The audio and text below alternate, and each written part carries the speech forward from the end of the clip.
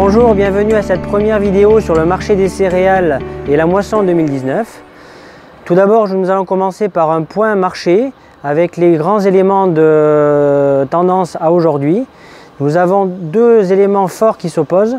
Tout d'abord, deux éléments baissiers, à savoir une très bonne récolte de céréales à paille, notamment en France et en Allemagne, malgré la vague de chaleur de fin juin. Ceci se cumule à une très bonne récolte en Amérique du Sud, principalement au Brésil, avec des récoltes records en maïs et en soja.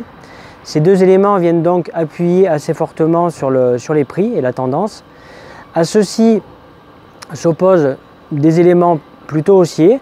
Le premier et le principal concerne le maïs américain, avec des semis qui ont été historiquement difficiles, avec une pluviométrie record d'avril à juin et des températures extrêmement froides. L'USDA, donc le gouvernement américain, devrait donc revoir assez fortement les surfaces à la baisse dans les prochains rapports qui ont lieu tous les mois. Et ceci devrait commencer avec le rapport du mois d'août. À cet élément haussier se rajoutent les éléments du rapport USDA de hier, du 11 juillet, à savoir une baisse de la récolte russe de 5 millions de tonnes en blé, dû à des températures trop élevées et une météo trop sèche. Donc ces deux éléments fortement opposés devraient entraîner une forte volatilité de prix durant tout l'été et donc des opportunités dont nous allons pouvoir vous faire profiter. Je passe maintenant la parole à Michael pour le point sur les moissons. Bonjour, nous faisons un point d'étape sur la moisson 2019.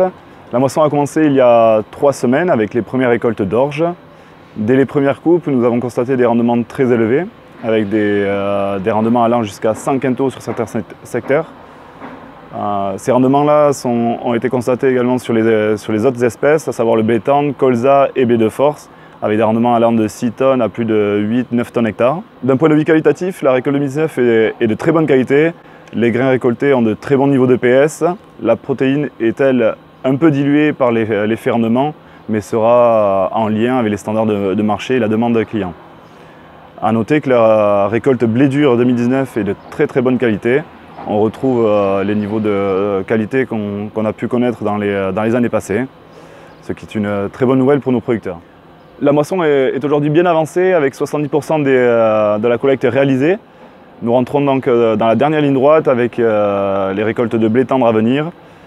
Nous reviendrons vers vous fin août, début septembre avec une nouvelle vidéo dans laquelle nous ferons une conclusion de cette récolte été et nous projetterons sur la collecte automne à venir, à savoir les récoltes de tournesol, soja et de maïs.